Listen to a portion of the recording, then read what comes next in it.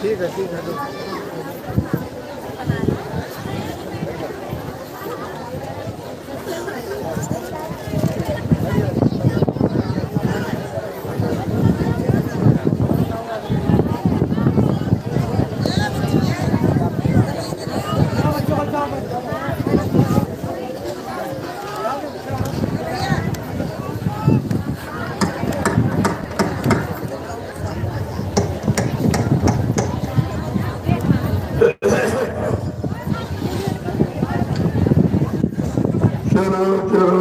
चलो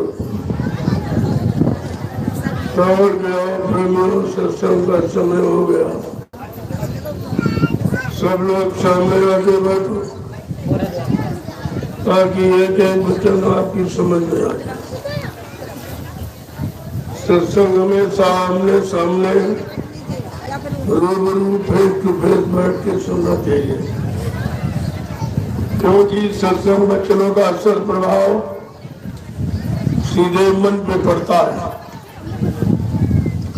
तब ये मन अपने गुनाहों को कबूल करता है कि मैंने कितना अच्छा किया, कितना बुरा किया, कितना पाप किया, कितना पुण्य किया, कितना सुख किया, कितना सुख किया। वैसे शैतान मन किसी से मानने वाला नहीं है। इसने बड़े बड़े ऋषि मुनियों को, योगियों को, महर्षियों को, ब्रह्मचारियों को धराशायी कर दिया। ऐसा शैतान मन हमारे सबके मनुष्य मंदिर में रह रहा है, लेकिन हमने आपने इसको आज तक न निकाल पाया, न इस पर कंट्रोल नियंत्रण कर पाया, और ये मन बराबर मनमानी किया करता है।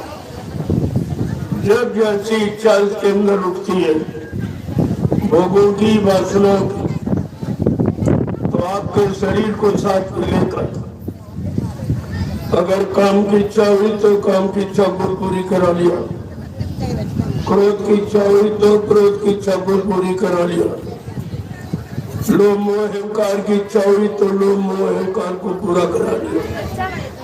और आप इस मन का कुछ नहीं कर सकते, और तुम्हारे अंदर बैठा शरीर, और तुम कहते ये खराब, वो खराब, पड़ोसी खराब, ये वो, ये कभी नहीं कहते कि हमारा मन ही खराब है। ये खराबी क्यों सोचता है, ये खराब और बुराइयों की तरफ क्यों जाता है, ये अच्छाई को क्यों नहीं पकड़ता। लेकिन जब कलयुग में संत पधारे, उन्होंने इस मन को पकड़ा और कहा ये मन 3 तरीकों से ठीक होगा। वो तरीके कौन है? सत्संग करो, सेवा करो और भजन करो।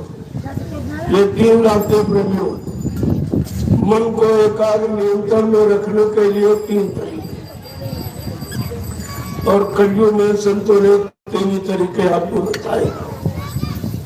कबीर साहब से लेकर हजारों संत आए इन 750 वर्षों में, और सब ने एक ही रास्ता बताया।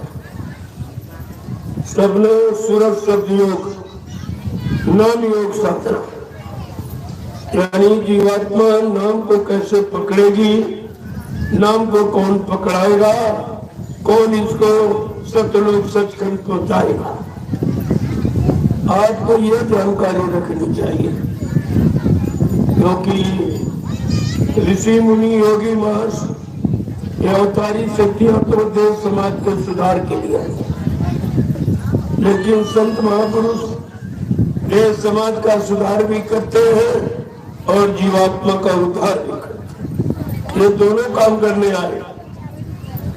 इसलिए बाबा जय गुरुदेव जी महाराज ने जो आपको 10 जुलाई 1952 से और 2012 आपको मथुरा में सुनाया, लेकिन तुम्हारे पास गुरु का एक भी वचन नहीं। 10 जुलाई 1952 से 2012 यानी 10 वर्ष मथुरा में आपको सुनाया, जगाया, चिताया, होश में ला के खड़ा किया, माँ बहन बेटी बहू की परख पहचान बताई और कहा बच्चा 3 बातें सदैव याद रखना। पहला, किसी की निंदा न करना, न सुनना, नहीं उसके पाप के बोझे से तुम थक जाओगे। कम खाना, जिससे शरीर में आलस नहीं आए, भजन में मन लगेगा, नींद नहीं आएगी, स्वास्थ्य ठीक रहेगा। और कम खाना यानी बर्दाश्त करना, क्योंकि कलयुग का समय बहुत खराब है। इसमें बर्दाश्त क्षमता किसी में नहीं, ना अच्छा बर्दाश्त ना खराब बर्दाश्त। अगर तुम्हें अच्छा बना दिया जाए तो तुम इनकार करने लगोगे, और अगर गरीब बन गए तो रोने लगते हो। ये दोनों खराब। ऐसी खराबी को दूर करने के लिए संत महापुरुषों ने अपना पदार्पण भारत भूमि पर किया, लेकिन आपने पहचाना नहीं। किसी पुण्य कर्म के कारण संत महापुरुषों के दर पे आप पहुंच गए, लेकिन आपने उनको पहचाना नहीं, जाना माना नहीं। ऐसा समृद्ध माली भूमंडल पर कभी नहीं है, और इसीलिए प्रभु नाम का प्रचार किसी ने कराया नहीं। यहाँ का इतिहास उठा के देखिए आप, इस सतयुग में योगियों ने हरि नाम जगाया तो हरि नाम का प्रचार हुआ। त्रेता में ऋषि मुनियों ने राम नाम जगाया तो राम नाम का प्रचार हुआ। द्वापर में कृष्ण नाम जगाया गया तो कृष्ण नाम का प्रचार हुआ। लेकिन आज कलयुग है, कलयुग में किसी ने नाम जगाया नहीं है, और जो जगाया तो इस तरह खुले ऐलान नहीं किया। ये जय गुरुदेव नाम प्रभु का, न किसी आदमी का, न इंसान का, न पशु पक्षी, किसी का नहीं। ये जगाया हुआ नाम ही जीवात्माओं को जगाएगा और जगा करके सतलोक सचखंड पहुंचाएगा। दूसरा कोई नाम नहीं काम करे, और किसी नाम ने ये वादा भी नहीं किया। सज्जू के हरि नाम ने ये वादा नहीं किया कि जब तुम हरि नाम लोगे मैं तुमको मिलूंगा, मैं तुम्हारी मदद करूंगा। त्रेता के राम नाम ने ये वादा नहीं किया, सीताराम ने ये वादा नहीं किया जब तुम सीताराम नाम लोगों मैं तुमको मिलूंगा, मैं तुम्हारी मदद करूंगा। ये उन्होंने भी नहीं कहा। और कृष्ण नाम से भी आपको ये नहीं कि कृष्ण नाम लोगों मैं तुमको मिलूंगा। शंकर भगवान ने कभी नहीं कहा कि तुम शंकर जी नाम हमारा लोगे मैं तुमको मिलूंगा, मैं तुम्हारी मदद करूंगा। प्रेमियों, ये केवल ये गुरुदेव नाम का वादा। बाबा जी ने क्या वादा किया? जब तुम्हारा काम कोई न करे, सब तरफ से तुम निराश हो गए हो, तब बच्चा जय गुरुदेव नाम लेना, मैं तुमको मिलूंगा, मैं तुम्हारी मदद करूंगा। जब मिलने का वादा तो आप कैसे कहते बाबा जी मर गए चले गए? क्या मरने वाला कभी मिलता दोबारा? नहीं। फिर आप इतनी बात छोटी नहीं समझ पाए। नाम जान दिया तब भी इशारा किया कि बच्चा मैं अजर अमर देश से आया हूँ। अजर अमर यानी मरने वाले देश से नहीं आया, और ना मैं मर के कभी जाऊंगा यहाँ से। कहा मैं अजर अमर देश से आया हूँ, जब तक इन जीवात्माओं को अजर अमर देश नहीं पहुंचा लूंगा, मैं चैन से बैठने वाला नहीं हूँ। जब तक मेरा एक भी जीव यहाँ रहेगा, मैं बराबर मौजूद रहूंगा। जब मेरे जगह सारे जीव चले जाएंगे, मैं पीछे से जाऊंगा। मेरे प्रेमियों, आप कैसे नहीं समझ पाए? क्या आपकी जीवात्मा जाग गई? क्या परमात्मा के पास पहुंच गई? जो आपके तो पहुंचाने वाला चला गया। अरे बाबा जी ने इतने वादे किए, इतना परिचय दिया है, जितना सृष्टि में किसी ने नहीं दिया कि हमारे प्रेमी मेरे बारे में कहीं भूल भ्रम में न आ जाए। बाबा जी ने क्या, मैं सब वादे बताने आया हूँ और मेरा कोई काम। गुरु के संपूर्ण वादे जो 10 जुलाई 1952 से और 2012 60 साल आपको जो सुनाया गया और तुम भूल गए हो, उन्हीं वादों को मैं फिर से याद कराने वाला हूँ। मेरा कोई निंदा आलोचना बुराई हमारा ये काम है और मैं इससे मतलब क्या, मैं तो उसके लिए खुद ही मना करता हूँ कि निंदा आलोचना बुराई सबसे गंदा काम। ये दूसरे के पाप को बोझे को क्यों लाद रहे हो, लेकिन सब उसी में जुटे। ये सत्संगी सब भ्रमित हो गए, सत्संगी का अर्थ ही नहीं जानते। सत्संगी का मतलब सत्संग में आवे और प्रेमियों को बुला के ले आवे। और ये तुम्हारे सत्संगी कहते हैं सत्संग बंद कराते, इनको देखो भाई, ये चेले हैं गुरु के। सत्संग गुरु का है, ये किसी आदमी का सत्संग नहीं है। सत्संग बनाना यानी गुरु का अपमान करना या गुरु को धोखा देना या गुरु को बदनाम करना। ये तुम गुरु को बदनाम करते हो। सत्संग गुरु का किसी का नहीं, और हर प्रेमी को सुनना चाहिए। वो किसी के मुख से होने का मतलब उसका सत्संग नहीं हो गया, सत्संग गुरु का। और इसीलिए आपसे कहा गया था, करिए नित्य सत्संग, बाधा सकल मिटाए, फिर ऐसा अवसर ना मिले दुर्लभ नर्तन पाए। हर रोज प्रतिरोध जहाँ जितना मिल जाए। और कहा था 100 किलोमीटर तक अगर सत्संग की आवाज तुम्हारे कान में आ जाए तो सब बंद करके तुम्हें फौरन वहां पहुंचना चाहिए। पता नहीं तुम्हारे पर कैसी दया हो जाए, कौन सी दया हो जाए, कैसी हो जाए, कौन सा पाप कर्म तुम्हारा कट जाए। लेकिन आपको तो कुछ मालूम नहीं है, तुम बुराई में फंस गए। तुम्हारा मथुरा जाने का मतलब क्या हुआ, मैं भी पूछूंगा आपसे, ऐसे नहीं, मैं पूछने ही आया हूँ आपसे। और आप सच बताना, बाल बच्चेदार हो, आप लोग मथुरा जाते थे गुरु का दर्शन करने कि चेलों का दर्शन करने? गुरु का। जोर से बोलो। आप लोग मथुरा जाते थे गुरु का दर्शन करने कि चेलों का दर्शन करने? गुरु की सुनने गए कि चेलों की सुनने गए थे? गुरु की मानने गए कि चेलों की मानने गए थे? तुम गुरु भक्ति करने गए कि चेला भक्ति करने गए? और ये सब चेला भक्ति सब गुरु भक्ति बोल गए।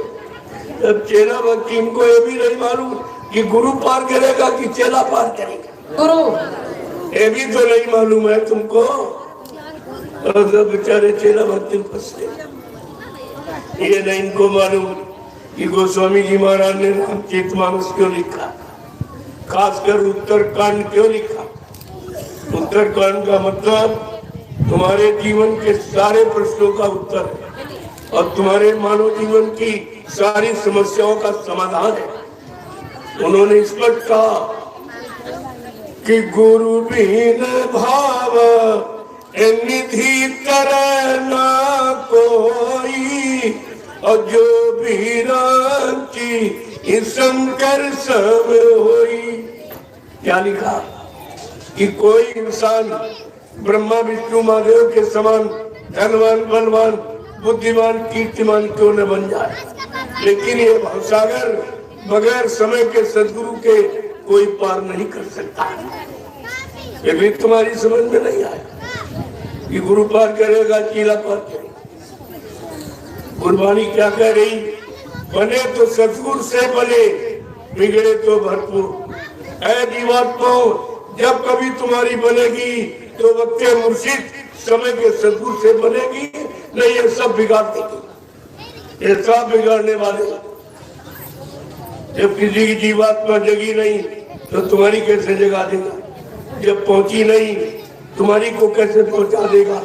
इतनी छोटी बात भी तुम्हारी समझ में नहीं आई और आप सब भ्रमित हो गए। तो मैं आपसे एक बात और पूछूंगा कि आप लोगों ने गुरु महाराज से नामदान लिया है या किसी चेले से लिया है? गुरु महाराज से। देखो सच्चाई को मत छिपाओ, जोर से बोलो।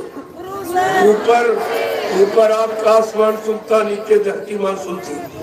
ऐसा मत समझो कोई सुन नहीं रहा, ये सब सुनते। आप लोगों ने गुरु महाराज से नामदान लिया या किसी चेले से लिया? गुरु महाराज से। आपका हाथ गुरु महाराज ने पकड़ा या किसी चेले ने पकड़ा है? गुरु महाराज ने। आपकी जीवात्मा को जगाने का, परमात्मा से मिलाने का, जीवात्मा को निधाम पहुंचाने का वादा ये गुरु महाराज का है या किसी चेले का है? गुरु महाराज का। और जा कहाँ रहे, जा कहाँ रहे? ये देखो, नामदान गुरु से लिया, चेला गुरु के बने, हाथ गुरु ने पकड़ा, पार करने का वादा गुरु ने किया, और ये जा रहे चेलों के पास। और वो चेले जिन्होंने गुरु को नहीं बख्शा, गुरु को लूट लिया, ऐसे चेलों के पास। इनको ये नहीं मालूम गुरु से कपट, संगत से चोरी, और की ओर निर्धन, की ओर कोढ़ी, ये परिणाम है। और आप सबने ये किया और अभी ये कर रहे। ये कमीशन एजेंट पहले भी मथुरा में थे, आज ये गुरु के पास नहीं जाते थे, अध्यक्षों के पास, उन्हीं को गुरु मानते थे।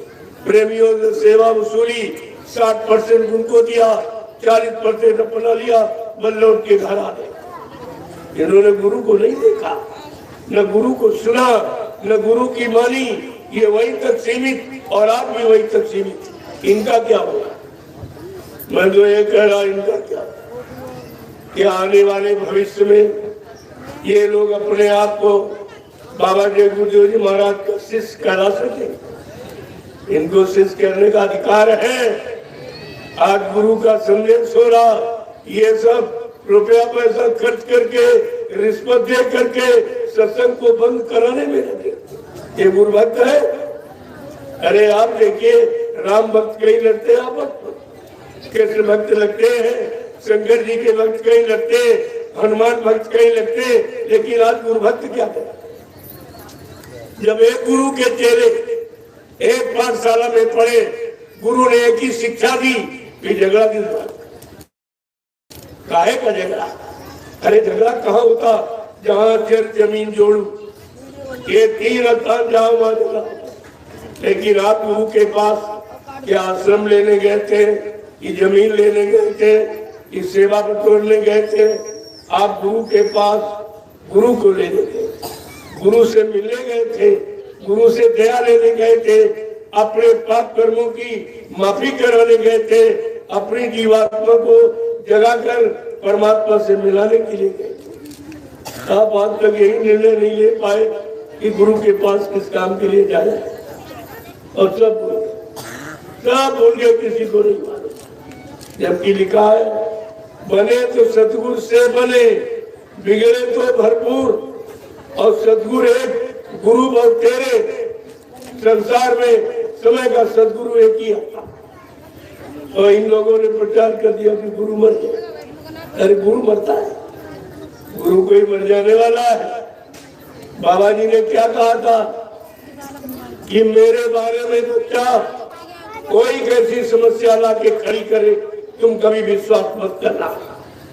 पिछले राजनेताओं ने हमें भली भांति अटवा लिया, ना मुझे कोई मार सकता, ना मुझे कोई धोखा दे सकता, ना मुझे कोई धन दौलत सामान से खरीद सकता। मैं अपना काम करने आया हूँ, काम करके ही जाऊंगा। कहा था गांधी महात्मा चूक गए, वो गोली के शिकार हो गए। लेकिन बच्चा मुझे मारने के लिए कोई सच्ची में गोला बारूद तैयार नहीं, मुझे कोई मार नहीं सकता है। अगर जरूरत पड़ी तो अपने काम के लिए, चाहे हमको इसी शरीर में 400 वर्ष क्यों न रहना पड़े, मैं अपना काम करके ही जाऊंगा। प्रेमियों, आप कैसे भूल गए? क्या 400 वर्ष का समय निकल गया जो आप भैरव बाबा जी चले गए? अबे तो हिंदुस्तान में ये प्रचार हुआ बाबा जी के शरीर की उम्र 116 वर्ष की, और 10 वर्षीय लीला के इस समय 126 वर्ष की। अरे वो तो 100 साल का बन जाएगा, 20 साल का बन जाके तुम पहचानोगे। अरे तुम्हारे पास गुरु की पहचान है, तुम्हारे पास दाढ़ी बाल और कपड़े की पहचान कुछ नहीं। अरे गुरु दाढ़ी बाल नहीं है, गुरु कोई जात बिरादरी नहीं है, गुरु ज्ञान है। गुरु शब्द की पहले परिभाषा सुनो। गु माने अंधकार, रू माने प्रकाश, जो तुम्हें अंधकार से प्रकाश की तरफ लाके खड़ा कर दे, जो तुम्हें अधर्म से धर्म की तरफ, पाप से पुण्य की तरफ, झूठ से सत्य की तरफ, दानवता से मानवता की तरफ तुम सब जीवों को लाके खड़ा कर दे। ऐसी चेतन शक्ति को प्रेमियों मृत लोक मंडल में गुरु कहते हैं। ये गुरु की परिभाषा है और तुमने गुरु को पहचाना नहीं। बाबा जी ने क्या कहा था? कहा बच्चा मैं परिवर्तन करने आया हूँ, परिवर्तन करके ही जाऊंगा। कोई माई का लाल हमें इस परिवर्तन से न रोक सकता है, न मेरा काम कोई कर सकता है। या फिर भी आपकी अकल बुद्धि ने काम नहीं किया कि जो इतना बड़ा चैलेंज कर रहा है कि मेरा कलजू भगाने का, सज्जू लाने का ये काम कोई कर नहीं सकता और हमको इस काम से कोई रोक नहीं सकता। आपके पास तो कोई बचे नहीं, तभी तुम शंका संदेह भूल भ्रम से नहीं बच पाए। अगर वचन होता तो तुम बच जाते। कोई स्वार्थी लोभी लालची अपना स्वार्थ हल करने के लिए तुम्हें अपने स्वार्थ में नहीं फंसा सकता और गुरु से तुम्हें अलग नहीं कर सकता था। लेकिन आपने गुरु वचन नहीं जाने। बाबा जी ने आपसे क्या कहा था? क्या कहा था कि बच्चा मैं कलयुग का इतिहास बनाने आया हूँ। ऐसा इतिहास बनाऊंगा जो भूते न भविष्य थे, सतयुग त्रेता द्वापर के लोग अपने अपने युग का इतिहास पढ़ना भूल जाएंगे। मैं इसी भारत भूमि पर ऐसा चमत्कार करके दिखाऊंगा जिसको हिंदुस्तानी नहीं सारा विश्व नमस्कार करेगा। क्या ये सब काम हो गया? ये काम कोई कर सकता? अरे गुरु को छोड़कर जिनके पास गए हो उनसे पूछो कि तुम कलजू भगा सकते हो, सज्जू ला सकते हो, तुम हमारी जीवात्मा को जगा के परमात्मा से मिला सकते हो या हमारे पाप कर्मों में माफी करा सकते हो? प्रेमियों अगर तुम पूछने लगो 2 मिनट में सच्चाई का राज खुल जाए कि सत्य क्या है, झूठ क्या है, असल क्या है, नकल क्या है, ये सब आपकी समझ में आए। केवल 5 लोगों ने नाटक किया। मथुरा में 5 लोग उन्होंने नाटक किया। इसलिए कि अगर बाबा जी को मुर्दा कह देंगे तो मथुरा की संपत्ति हमको मिल जाए, केवल इसी। और आप भी जानते हो जब तक बाप नहीं खत्म होता है बाप की प्रॉपर्टी बच्चों को नहीं मिलती। तो नहीं, इन्होंने सोचा कि बाबा जी जय गुरुदेव धर्म प्रचारक संस्था मथुरा भारत ट्रस्ट के अध्यक्ष हैं, अगर इनको मृतक घोषित कर दो तो ये सब मथुरा का राज। इनको ये नहीं मालूम है कि मथुरा की सारी संपत्ति जमीन की अधिकारी है 45 करोड़ के लिए। तुम्हारे सबके पास नामधारी सदस्यता प्रमाण पत्र है, तुम संस्था के सदस्य, मेंबर को पूरा अधिकार होता है, लेकिन अगर मेंबर नहीं उसको कोई अधिकार। और ये तो मेंबर भी नहीं है, न मथुरा वाला ड्राइवर मेंबर है न उज्जैन वाला मेंबर है। ये दोनों बैठे और बिहार से इन पर मुकदमा कर दिया। 17 अक्टूबर 2017 इलाहाबाद हाई कोर्ट ने फैसला ले लिया इन दोनों को अवैध माना है। ये दोनों अवैध है, इनको मथुरा संता का कोई काम करने का अधिकार नहीं है। तो मैंने कहा भाई तुम कहाँ जाओगे बच्चे, मैं तो तुम्हारे पीछे खड़ा हूँ, कहाँ जाओगे, कहाँ तुम धक्के जाओगे। मैंने तुम्हारे निकलने के सारे रास्ते बंद कर दिए, अब ये कहीं नहीं जा सकते।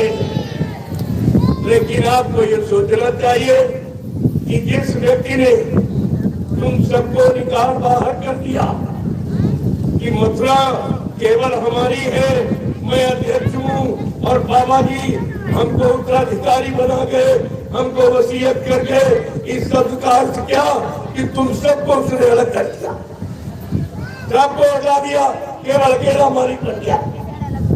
और वो ड्राइवर, अरे पढ़े लिखे बुद्धिमान हो, किसी ट्रस्ट का समिति संगठन का बायरात पढ़ के देखो कि ड्राइवर संस्था का व्यक्ति नहीं होता, ड्राइवर प्राइवेट नौकर होता, हर महीने तनख्वाह लेता, और संस्था के व्यक्ति सेवादार होते, कोई तनख्वाह नहीं।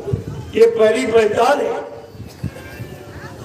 दूसरी बात है कि प्रेमियों, संत मत में वसीयत होती ही है। वसीयत सांसारिक रीति रिवाज है। जब बाप को एक बेटे से रोटी का खतरा हो जाता तो दूसरे बेटे को वसीयत कर देते, ये सांसारिक रिवाज। संत मत में वसीयत नहीं हुई। और बाबा जी ने अपना उत्तराधिकारी पहले घोषित कर दिया, लेकिन तुम भूल गए। क्या कहा था उन्होंने कि मेरी संयुगी व्यवस्था का संचालन कौन करेगा, उत्तराधिकारी कौन बनेगा, महाबली एक शासक होगा और धर्म मुकुट सिर पर धारेगा और धरा से देगा, पाप हटाए, जय गुरुदेव की वाणी।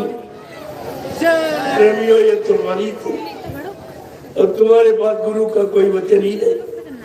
कभी आप शंका में फंस गए और सबने लाभ उठा लिया। और वो ड्राइवर केवल 2.5-3 बरस का, 2.5-3 बरस गाड़ी चलाई बाबा जी, बाकी कुछ वो मालिक बन गया। तुम क्या करते? ये बोरा वालों पर हमको बड़ा तरस आता। ये 32-33 साल से बोरा पहन गए, इतनी तो ड्राइवर की उम्र हो, ये उसका जोड़ा पकड़े। इनको शर्म नहीं आती, चिल्लू भर पानी में डूब के मर जाना चाहिए। ये बुरा डाक फकीरी भेद ये बाबा जी ने तुमको 10-11-12 जून 1983 दिल्ली बोर्ड क्लब पर पहनाया और कहा बच्चा मेरे आदेश से पढ़ो, मेरे आदेश से उतारना। जब तक तुम्हारे शरीर से ये टाट फकीरी भेद नहीं उतरेगा, जब तक देश में सतयुग जैसी व्यवस्था नहीं आ जाएगी। और कहा था अगर कोई अपनी इच्छा से उतार दे तो उसको सत्संगी मत मानना, वो भविष्य में कोई बहुत बड़ा धोखा कर सकता है। और वो भी आपके सामने हो गया, इतना बड़ा धोखा गुरु बन गया। अभी तक तुम्हारा गुरु भाई और साल भर के अंदर अरे गुरु बन गया, दाढ़ी बढ़ा के गुरु का कपड़ा पहन लिया। प्रेमियों, क्या दाढ़ी क्या कपड़ा गुरु होता? क्या दाढ़ी कपड़ा गुरु होता?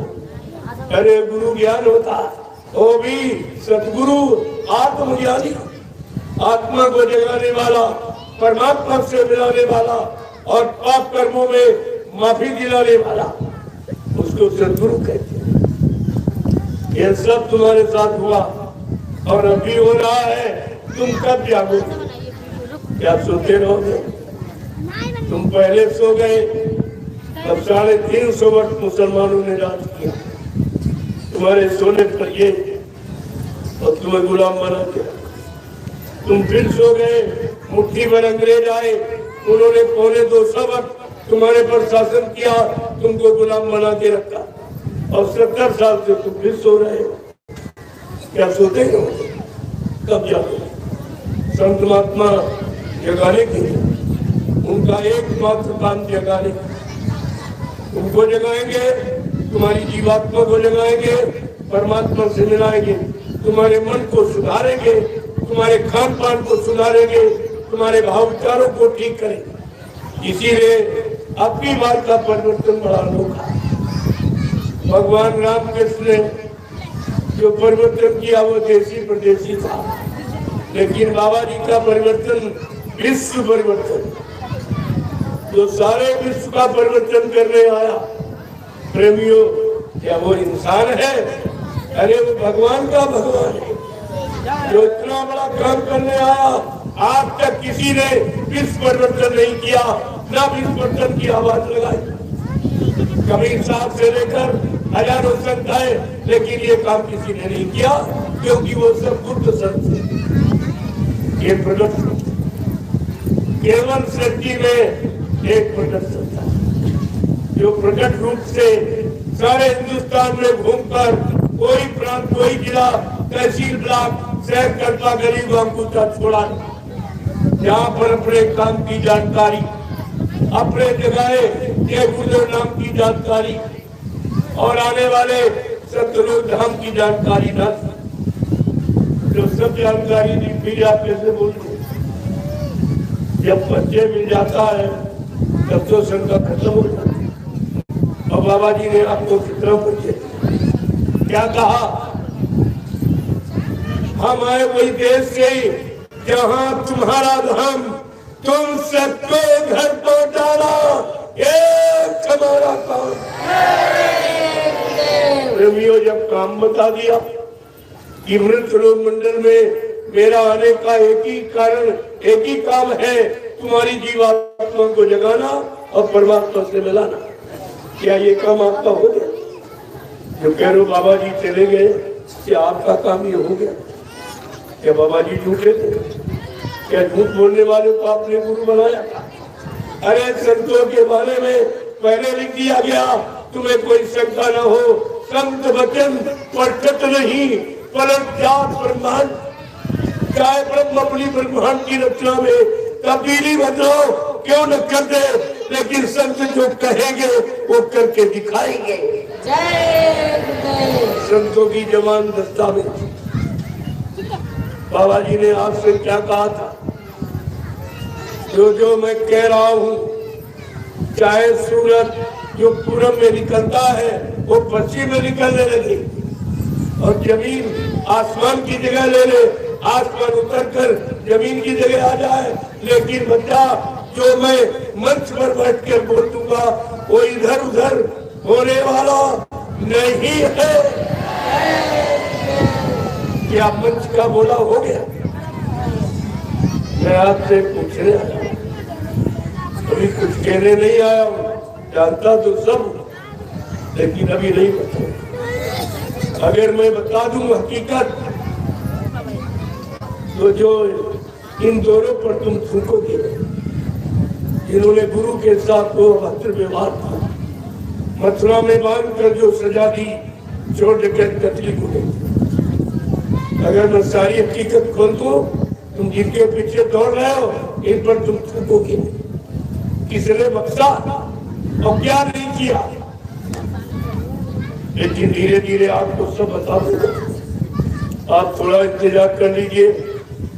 ये सब खोल के आपके सामने रख दूंगा। और तो मैंने सब किया ही इसी बात की तुमको चिंता है, तभी तो कार्य हमारा बंद करा था। ये सब प्रेमी जाग जाएंगे, सेवाएं बंद हो जाएंगी। अरे कब तक लूटोगे? ये लूटोगे, एक दिन तुम लुट जाओगे। ये भी एक पैसा तुम कहीं लेके नहीं जा सकते। ऐसी व्यवस्था महापुरुष बाबा जी ने पहले ही कहा था, बच्चा मैंने एक ऐसा जाल में बना के रखा, छोटी बड़ी मछली कोई नहीं बचेगी जो समय पर फंसे ना। आपसे क्या कहा था? आगे भविष्य में मैं ऐसी नाजुक स्थिति बना के खड़ी कर दूंगा, फिर बच्चा कुछ दिनों के लिए मैं तुम्हारे से दूर चला जाऊंगा। तुम इतनी जल्दी हमें नहीं पहचान पाओ। मैं समय पर आकर अपने समस्त वादों को जानकारी दूंगा और पूरा करके दिखाऊंगा, लेकिन तुम मेरा इंतजार भजन करके करते रहना। क्या किसी ने इंतजार किया? ये गुरु आदेश किसी ने माना? एक मिनट आपने इंतजार नहीं किया, कोई इधर बग गया, कोई उधर बग गया, कोई उधर। और बाबा जी ने क्या कहा था?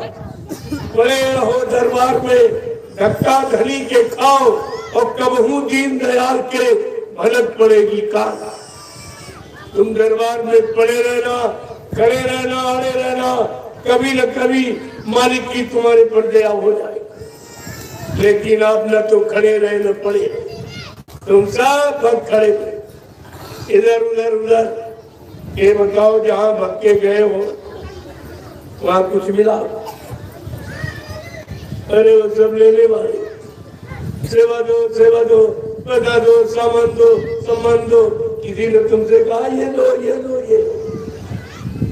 इतनी भी तुम्हारी बुद्धि नहीं कि देने वाला दाता और लेने वाला भिखारी, इन भिखारियों से उम्मीद करते कुछ तुम्हें मिल जाएगा जो तुम्ही से सेवा और तुम्ही से पैसा, तुम्ही से सामान, तुम्ही से सम्मान मांग रहे। ये तुम्हें क्या देंगे? अभी तक आप ये नहीं सोच पाए हो कि भिखारी किसे कहते हैं और दाता किसे। दाता एक, भिखारी सारी। जिसने आपको नाम दान दिया वो दाता, परमात्मा से मिलाने का वादा किया वो दाता, तुम्हारी जीवात्मा को जगाकर घर पहुंचाने का वादा किया वो दाता, तुम्हारे पाप कर्मों में माफी करा दे वो दाता। तुमने आज तक अपने समृद्ध दाता को नहीं पहचाना, भिखारियों के चक्कर में सब समय खराब किया। बाबा जी ने आपको क्या बताया कि मुक्ति कहाँ रहती है? कहा बच्चा न तीरथ पे न मूरत, न पत्थर में, न कागज में, न पानी में, न मंदिर में, न मस्जिद पे, न गिरजा, न गुरुद्वारों। मुक्ति संत चरण की दासी, मुक्ति संतों के चरणों में रहती। और तुमने संत सदगुरु के चरण छोड़ दिए। जब संत सदगुरु के चरण छोड़कर जिनके पास गए हो वहाँ चरण है कि पैर है? अरे पैरों की महिमा की चरणों की महिमा? चरणों की। पैर तो घोड़े गधे की भी लगी। इतनी भी तुम्हारे पास जानकारी नहीं कि पहले पैरों की पूजा है कि चरणों की पूजा। तो सब आपने समय खराब कर दिया। 60 साल मथुरा में खराब कर दिया और 70 साल ये लीला का, 10 साल ये लीला का है, 70 वर्ष आपके जीवन के 70 वर्ष चले गए और आज तक अभी आपको कुछ नहीं मिला। ये तो कलयुग में उम्र खत्म हो गई। 70 साल तो आदमी जिंदा ही रहता। एक उम्र आपने ले डाली, क्या मिला? और अभी सो रहे हो। एक तो सही सच्ची अच्छी बात जानते नहीं हो और कोई अगर बताए तो तुम मानते नहीं। ये दो तुम्हारे अंदर और बन गए। तो प्रेमियों में तो आपसे भी पूछने आया कि जरा जो 7 साल बाबा जी ने सिखाया था, मथुरा में पढ़ाया, वो तुम्हारे पास कुछ है कि नहीं कि तुम सब भूल गए? केवल मैं इसीलिए आपसे पूछूं, क्यों? कुल परिवार एक ही। तुम भेदभाव मानते हो लेकिन मेरे पास कोई नहीं। अगर मेरे अंदर भेदभाव होता तो मैं क्यों आता और क्यों ये सामूहिक सबको बताता सुनाता और सबसे पूछता? उस परिवार का अगर कोई व्यक्ति नाराज हो जाए, कहीं बाहर चला जाए, तो क्या वो परिवार का व्यक्ति नहीं रहता? क्या परिवार का नहीं माना जाएगा? अरे आज नहीं तो कल तुम सबको आना पड़ेगा। तुम कहाँ भटके जाओगे? सारे रास्ते बंद हो गए, कहीं तुमको ठिकाना लगने वाला नहीं। फिर तुमको घूमकर गुरु की शरण में आना ही पड़ेगा और कहीं बचने का कोई रास्ता नहीं। और सब आप भटक चुके हो और कोई तुम्हारे पास आया भी नहीं, चाहे वो राजनीतिक नेता हो। अभी कोरोना नाम की एक बीमारी आई, तुम्हारे घर परिवार गांव में कोई आया? इनको चंदा नोट वोट दिया, महंगाई भरी, टैक्स भरे, जीएसटी भरी, कोई नेता आया पूछने कि भाई क्या परेशानी, क्या तकलीफ है? या जिनको दान दक्षिणा, रोटी रोटी लंगोटी आपने दी, कोई आत्मा महात्मा आया आपके पास? कोई नहीं। हमें पता चल गया तुम्हारा कोई नहीं। तुम्हारी आपत्ति मुसीबत में बीमारी महामारी में, लड़ाई झगड़ों में, दैवी प्रकोपों में, दुर्घटनाओं में, अकाल मौत में तुम्हारा कोई साथी नहीं। ये सब आपको कोरोना काल में सब देखने को मिला। ये है कुदरत का नजारा। बाबा जी ने कितने पहले कहा था, जब कोई कोरोना नाम जानते नहीं। पुराने प्रेमी होंगे शायद समझ लेंगे। 6 नवंबर 1986 बाबा जी ने कहा कि बच्चा, अगर तुम शाकाहारी न बनो, सच्चे अच्छे भले नेक ईमानदार चरित्रवान न बने, तो कुदरत की तरफ से एक बीमारी आ रही, जिस बीमारी का नाम है कोरोना। क्या न करो तो बीमारी नहीं आएगी, अगर करोगे तो जरूर आ जाएगी। कोरोना का मतलब, और आपको बताया क्या न करो, का बच्चा अंडा मत करो। अंडा मुर्गी का मासिक धर्म। कितनी गंदगी है। आपकी धर्मपत्नी जब मासिक धर्म में होती, उसके हाथ का भोजन मिले, उसको 5 दिन आप छूते नहीं। इसके शरीर से कीटाणु वो बीमारी में तमाम तरह की बीमारी पैदा कर देंगे। इसलिए ऋषि मुनि महात्माओं ने विधान बनाया कि इस समय थोड़ा परहेज करना। और यहाँ इतना शौक बढ़ा दिया कि सब्जी की दुकानों पर भीड़ नहीं है, अंडों की दुकानों पर बहुत। और ये सब पढ़े लिखे बड़े बड़े डॉक्टर कह रहे हैं अंडा फ्रूट है। हमने भाई किस पेड़ में लगता? हिंदुस्तान में तो कोई पेड़ है नहीं, अगर विदेश में तो बता दीजिए आप कौन सा पेड़। इतना झूठ और इतना गंदा, ये खान पान का इशारा करने वाले, क्या इनको सजा नहीं मिलेगी?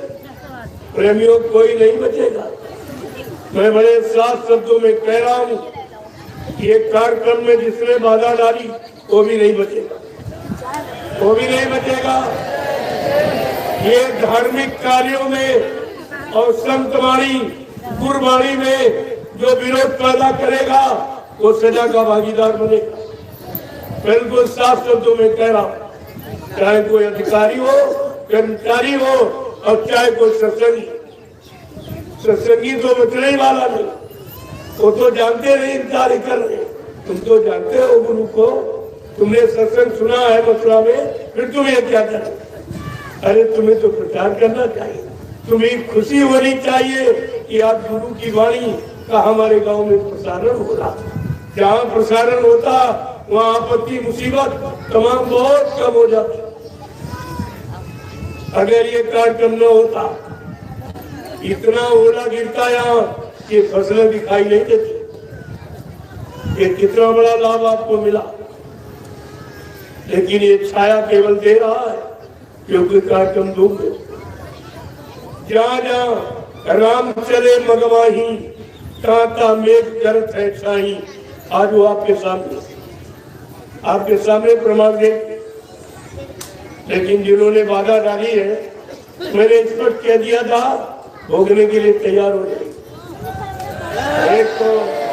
एक तो अच्छा काम इस समय कलयुग में कोई करने वाला। मैंने कहा ये बताओ, चोरी करने वाला, डकैती डालने वाला, घूस रिश्वत देने वाला, व्यभिचार करने वाला कभी परमिशन लेता? आज धार्मिक देश पे और धार्मिक सत्ता और धर्म की चर्चा करने के लिए हमको परमिशन लेनी। मैंने सारा प्रमाण बना के रखा, आगे आने वाले समय में पेश कर दूंगा। इनको तो अभी दिखाई नहीं दे रहा ये क्या, लेकिन मुझे तो दिखाई दे रहा। कभी मैं कहने आया, कभी मैं बताने आया, लेकिन हमी को चिंता 45 करोड़ है, किसी को चिंता नहीं हुई। तो आपको सोचना चाहिए, अगर मैं अपना परिवार न मानता, सत्संगी प्रेमी न मानता, तो हमें आने की क्या जरूरत? चुपचाप अपना नैमिषारण्य आश्रम में भजन करता क्या जरूरत? आज 1 महीना से ऊपर हो गया। मैंने कहा पिछला प्रमाण देख लो। अभी मैं सीतापुर से चला 5 कार्यक्रम हुआ, 6 लखीमपुर में, 6 मतलब पीलीभीत में, 2-3 कार्यक्रम रहा बरेली में, और इसके बाद मतलब रामपुर में, और इसके बाद आपका गौतम बुद्ध नगर। ये सब मतलब उधम सिंह 7 जिले में कार्यक्रम किया, लेकिन इनकी समझ में मेरी बात नहीं आई। अरे हमने कहा अगर मैं कोई आंदोलन करता, तोड़ फोड़ करता, कोई झगड़ा कराता तो मतलब यानी इनका तुम कैसे 7 जिलों में करता? आप उसका प्रमाण ले। मैंने कल कहा ये 75 किलोमीटर ये बच्चे साइकिल यात्रा करते हैं, कोई नहीं पूछा इनको रोटी मिली कि नहीं मिली, पानी मिला कि नहीं मिला, कहते भगाओ इनको भगाओ। हमने ये तुम्हारी मानवता है, ये तुम्हारी इंसानियत है, इसका फल तुम्हें भोगना पड़ेगा। वो देखने वाला सब देख रहा, देखने वाला सब देख रहा, कोई कर्मचारी अधिकारी हो ये सजा तुम्हें भोगनी पड़ेगी। ये मानवता इंसानियत ये तुम्हारा इंसान का गहना है, यही गहना है। मानवता इंसानियत और चेतनता और प्रेम और नम्रता और शीलता और विनम्रता ये गहना, लेकिन इनके पास कुछ सब खत्म कर दिया। क्या तुम्हारी रह गई? कार्यक्रम हो रहा, क्या रह गई? कुछ रह गया? जबकि मेरे पास परमिशन ऑलरेडी जय गुरुदेव आध्यात्मिक वैचारिक प्रचार समिति मैंने उसको बनाया और हाई कोर्ट से मैंने रजिस्ट्रेशन यानी उसने प्रमाण दिया, सरकार ने मोहर लगा के आप हिंदुस्तान यानी उत्तर प्रदेश में किसी जिले में कहीं भी आप धर्म की चर्चा कर सकते हो, लेकिन उसको भी नहीं माना है ये अधिकारी, उसको भी नहीं माना। मैंने देख लो तुम्हारा रावण से कब काम नहीं है। अब देख लीजिए आप, क्या आपको सजा कहते हम सब देख लेंगे, हमें बहुत अच्छी बात, अगर देख सकते हो तो देख लेना, समझ में आ जाएगा। तो एक तो समाज को अच्छी दिशा अच्छा रास्ता बताने वाला कोई है नहीं, और मैं निकला तो मुझे परमिशन मिला कि आपको बोलने का परमिशन, अच्छी बात कहने का, सच्ची बात कहने का, संत महापुरुषों की वचन वाणी को बताने का कभी अधिकार है। तो धार्मिक देश का एक धार्मिक सत्ता किस बात की? इन सत्ता वालों को भी सोचना पड़ेगा एक बात, एक तो तुम निकले नहीं हो, चुपचाप दिल्ली लखनऊ में बैठे हो, तुमको भारत की जनता की चिंता नहीं है, तुमको ऋषि मुनि महात्माओं का देश, तुम्हें इसकी चिंता नहीं है। इसमें ये क्या हो रहा, क्या होना चाहिए? तुमने राम और कृष्ण को भी बदनाम कर दिया। राम ने धर्म की स्थापना के लिए रावण से लड़ाई लड़ी और कृष्ण ने धर्म के लिए महाभारत किया। ऐसे धर्म हंसी मजाक में नहीं आता। आज तुमने उसी धर्म को यानी अधर्म में परिवर्तित कर दिया, तब हमको नैमिषारण्य की पावन भूमि से निकलना पड़ा। ये मुझे क्या चिंता, मैं ही क्यों निकला? हिंदुस्तान में कोई नहीं निकला, किसी को चिंता नहीं, और वो चीज लेके निकला हूँ जो आज तक किसी ने दी नहीं। महाप्रसाद ऐसे नहीं आया, महाप्रसाद देने। कल मैंने प्रसाद बांटा तब कोई नहीं बोला, कोई कर्मचारी अधिकारी कुछ नहीं, सब साथ रहे, दौड़ते रहे और उनको भी प्रसाद दिया। जब मैं वापिस शाम को आया तो एकदम जमघट आ गया, एकदम काल भगवान की आगे थी। नहीं होगा, नहीं होगा, नहीं होगा, प्रश्न नहीं होगा, बोलना मत क्या।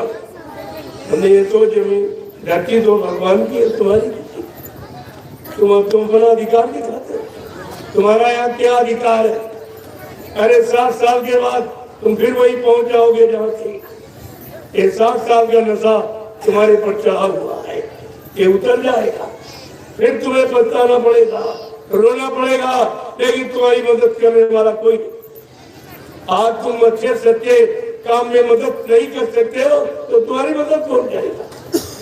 ये देख लेना, तुम्हारे सामने सब इतना खराब समय आ रहा, उस खराब समय से बचने बचाने का इंतजाम आप किसी के पास, जो आप सोच रहे हो मेरे पास रहने के लिए मकान है, बंगला है, फ्लैट, खाने के लिए रोटी है, खर्च करने के लिए खेती, दुकान, दफ्तर, बिजली, व्यापार, मजदूरी है, और सहयोग के लिए पति पत्नी, बाल बच्चे, भाई बहन, बिरादर।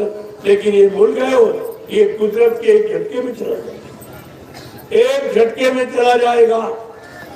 ये कुछ नहीं दिखाई देगा जिस पर तुम अहंकार करते हो। ये से हम आप पैदा हुए तो नंगे अकेले आए,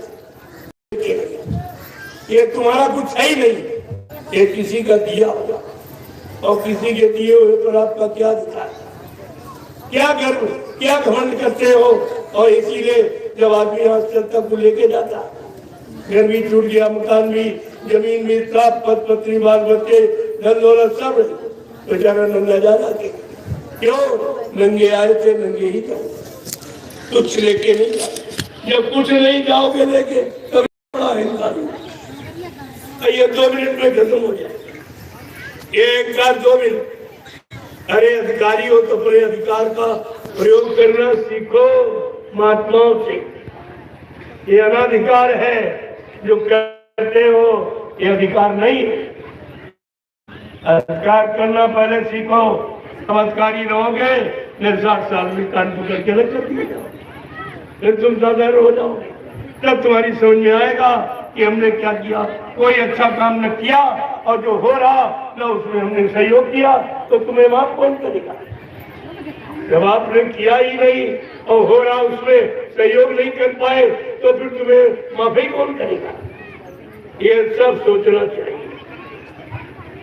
प्रेमियों, मैं एक बात पूछूंगा, जो अभी 2 लोगों ने प्रचार किया। एक कह रहा बाबा जी हमको वसीयत कर गए, उत्तराधिकारी बना गए, दूसरा कह रहा बाबा जी हमको नाम पावन। तो मैं आपसे ये पूछूंगा, क्या हिंदुस्तान में 2 ही चेले बाकी तुम सब बेकार? और तुमने स्वीकार किया, तुमको जिसने बेकार कर दिया। मैं आपसे ये पूछूंगा कि बाबा जी छोटा बड़ा कोई आदेश जो देते थे अपने राष्ट्रीय मंच मथुरा राष्ट्रीय कार्यक्रम, क्या बाबा जी के मुंह से हिंदुस्तान के किसी प्रेमी ने ये सुना है कि हमने इसको उत्तराधिकारी बनाया या इसको नाम पावन किया? सत्य बोला, बाबा जी के मुंह से आपने सुना? कि तुम बाबा जी के सुनने गए थे कि चेलों के सुने? गुरु महाराज के। फिर कहाँ सुना, कहाँ सुना, कहाँ माना, खड़े कहाँ खड़ा किया था गुरु ने? अब कहाँ खड़े हुए? किस काम को करने के लिए खड़ा किया था और अब कहाँ खड़े? जब लोग पहले काफिले में चलते थे, सब खासकर साइकिल वाले, तो किसी मकान पर झंडा देखते थे, बड़े खुश हो जाते थे इसलिए कि हमारे गुरु भाई का घर में। लेकिन आज ये नहीं है। अगर झंडा देख के जाओगे तो सबसे तुमसे पूछेगा पहले तुम जिंदे में हो कि मुर्दे में? अगर कह दिया जिंदे में, फट से लगा देगा। ये गुरु को जिंदा सुन भी नहीं सकते, यानी गुरु इतना खराब हो गया कि जिंदा सुन भी नहीं सकते। अगर तुम्हारा पिता कहीं चला जाए, खो जाए, अगर कोई कहते जिंदा, तो आपको कितनी खुशी होती। इनको गुरु की जिंदगी की खुशी नहीं है, मरने की खुशी। अरे मरने की खुशी चलो 5 को हुई कि वो मथुरा का कुछ उनको सामान मिल गया, और तुम्हें कौन सी खुशी? तुम्हें क्या मिला? तुम तो अपराधी बन गए।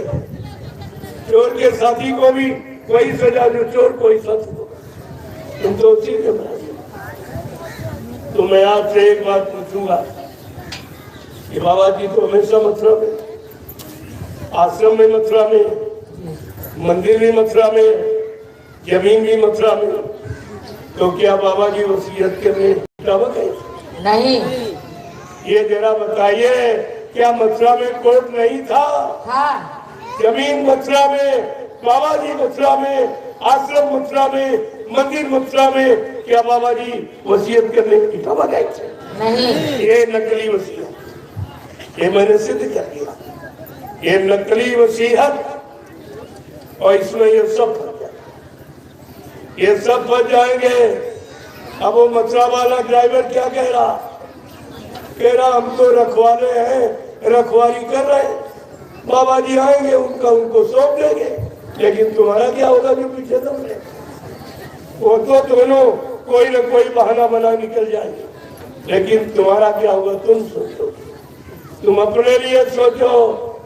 उज्जैन वाला भी कह रहा हमसे जबरदस्ती मथुरा में हमारे कान पर रिवाल्वर लगा दिया और कह दिया तुम माइक से कह दो कि बाबा जी चले गए। काम से जबरदस्ती कहला, न हमको वेदांता में अंदर जाने दिया, न मथुरा में ले आए, वो भी नहीं दिखाया। कल तो तुमने जब दिखाया तू कह क्यों रहा, फिर तू क्यों मान रहा? एक बात और आप बताइए, जब मथुरा वाला ड्राइवर उज्जैन वाला दोनों एक ही बात कहते हैं कि बाबा जी मर गए, तो इनको दोनों को मिलके मथुरा में रहना चाहिए। फिर ये अलग अलग दुकानें क्यों खोली? फिर भी तुम नहीं समझ पाए, तुम्हारी बुद्धि नहीं काम की। जब एक ही बात कहते तो इनको तो मिलके रहना चाहिए कम से कम। वो भी अलग अलग दुकानें खोली। चलो तुम उज्जैन में, हम उज्जैन में लूटे, तुम मथुरा में लूटे।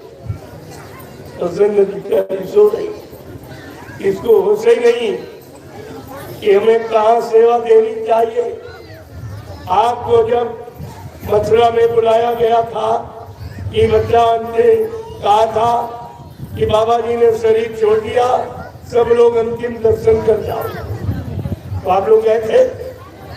अरे मैं पूछा, आप लोग गए थे? सब लोग गए थे, मैं मालूम आप गए थे। लेकिन ये बताओ, क्या हिंदुस्तान के किसी प्रेमी ने मथुरा में बाबा जी के शरीर को पूरा खोल के देखा था? सच बताना, बाल बच्चेदार हो, क्या पूरा शरीर खोल के दिखाया गया? नहीं। फिर तुमने मान कैसे लिया? अगर कोई कह दे तुम्हारा पिता मर गया और लाश न दिखाई जाए, क्या बिना देखे आप विश्वास करोगे? बिना देखे 13वीं मनाओगे, बाल मुड़वाओगे? नहीं। आपने तो सब कर डाला। अरे हिंदुस्तान में इतने संत आश्रम, कहीं जाके पता लगा लीजिए कि महात्मा के शरीर छोड़ने पर उसको जलाया गया या समाधि दी गई, ये पता लगा लीजिए। महात्मा को जलाया नहीं जाता, समाधि। ये सब आपको ये पूछना चाहिए। दूसरी बात, 7 मई को इन्होंने कहा कि बाबा जी आपकी तबीयत खराब, आपको हॉस्पिटल में भर्ती होने की जरूरत है। और जिनका बच्चा मैं तो स्वस्थ हूँ, मुझे तो कोई बीमारी नहीं। कहते नहीं, आपको चलना। क्यों? वेदांता में कि 1 करोड़ रुपए डॉक्टर को दिया जाएगा, डॉक्टर या तो जहर का इंजेक्शन लगा के इनको मार दे, या विदेशी डॉक्टर वेदांता में आते वो अपने वहां विदेश में ले जाए और मार के फेंकवा दे। ये किया गया, ये हकीकत कोई नहीं बताए। अब आप सुन लीजिए, इनमें से कोई गुरु भक्त है? अरे गुरु भक्त तो अपने गुरु पर कुर्बान हो जाता है, उसको गुरु भक्त कहते। शीश दिए गुरु मिले तो भी सस्ता जान। अगर परमार्थी गुरु जीवात्मा को जगाने वाला, परमात्मा से मिलाने वाला, पाप कर्मों में माफी दिलाने वाला, ऐसा अगर समृद्ध गुरु मिल जाए और उसके मिलने में अगर ये सिर चला जाए तो ये सस्ता सौदा। तो इन्होंने किया 1 करोड़ में भी, और ये भूल गए इस बात को। आप लोग मथुरा जाते रहे हो, आपने देखा होगा कि मंदिर के परिसर में एक चार्ट लगाया गया था। उस चार्ट में जहर की पुड़िया चिपकाई गई थी। पुराने प्रेमी जानते हो। पूछा गया कि स्वामी जी ये कहां से? कहा बच्चा सब मेरे शरीर से निकला। कहा किसने दिया? कहा सब इन्हीं को। आप बताइए, सैकड़ों बार जहर देकर भी देख लिया, जिसका जहर नहीं कुछ कर पाया और ज्यों के त्यों शरीर से निकाल के बाहर रख दिया। फिर भी ये मूर्ख नहीं समझ पाए ये इंसान है कि भगवान का भगवान है, जिसका जहर भी कुछ नहीं कर पा रहा। जब इसे नहीं कर पाए तो वेदांता ने सौदा किया, और जब ले गए काली गाय, शीशे की गाड़ी, तब वेदांता पहुंचे। जब गाड़ी खोली तो गुरु जी नदारत गायब हो गए। वहीं से इनको चिंता हो गई कि हम संगत को बताएंगे क्या? हम तो बीमार बना के ले आए, बाबा जी कहाँ चले गए? ये नहीं कह पाए रे महापुरुष से अंतर ध्यान हो गए, ये नहीं कह पाए। इसको छिपाने के लिए 6 लाख में मेदांता में पुतला बनाया गया। 6 लाख तुम्हारी सेवा पुतला बना लेते और वही पुतला ले आए मथुरा। कभी तो आपको दिखाया नहीं, अगर शरीर होता तो दिखाने में क्या दिखा। तो कहाँ रखा? कमरे में बंद करके ताला। क्या मुर्दे को ताले बंद किया जाए? क्या कभी देखा सुना आपने? अगर ऐसा कोई करे तो ये पुलिस प्रशासन तुरंत उसको उठा के जेल में डाल देगा कि तुमने जहर दे के मारा या फांसी लगा के कभी तुम लाश को छिपा रहे हो। छिपाने का कारण क्या? फिर वहां से उठाया, एक शीशे में बंद किया और वो ताबूत कितना था? 3.5 फुट का। बाबा जी के शरीर की लंबाई 5 फुट 5.5 फुट और 3 फुट का 3.5 फुट का। यानी ताबूत मरने के बाद बाबा जी छोटे हो गए। ये नाटक देखिए आप। अरे ये सब क्यों कर रहे? सीधे जमीन आई जब वो तखत रखकर उसी पर लिटा देते और स्लाइड लगा के जैसे दर्शन दिया जाता, सारी संगत को दिखा देते। प्रेमियों, आज कोई शंका का विषय नहीं, लेकिन ये नहीं किया गया। अगर शरीर हो तो दिखाए, पुतलों को कैसे दिखाए? फिर वो शीशे से निकाला और फट से मंच के ऊपर वहां किसी को जाने नहीं किया। लाउड स्पीकर से अनाउंसमेंट कर रहे कि बाबा जी को नहलाया जा रहा, अब कपड़े बदले जा रहे। अरे चलो भाई, नहलाया आपने नहीं दिखाया, लेकिन जब कपड़े बदल लिए थे तब आप अगर वही ऐसे खड़ा कर देते, सारी संगत बाबा जी को पहचानती थी और सब डर जाते। लेकिन ये कुछ नहीं किया और तुमने वहां जाने की इच्छा भी नहीं। तुम करने क्या गए? इस काम के लिए बुलाया गया था कि दर्शन कर जाओ। तुम्हें कहना चाहिए भाई दर्शन कराइए, आप क्यों नहीं दर्शन कराते? और धीरे धीरे प्रेमियों में शंका पैदा होने लगी। चलो ऐसा करो, चलो इसको कपड़े पड़े ऊपर से हटा के देखो, बाबा जी का शरीर है कि नहीं। ये लोग जान गए कि अब तो रात खुल जाएगी। फट से 2-2.5 घंटे पहले जो समय जलाने का निश्चित था, उससे 2-2.5 घंटे पहले और आग लगा के नामोनुसार मिटा, नामोनुसार मिटा। अगर आप हमसे पूछो तो पुतला भी इनके आंख पे नहीं गया। आप लोग गए होंगे, देखा होगा, जब जलाने का समय तब एक काली आंधी आती, कोई आदर वादर नहीं था।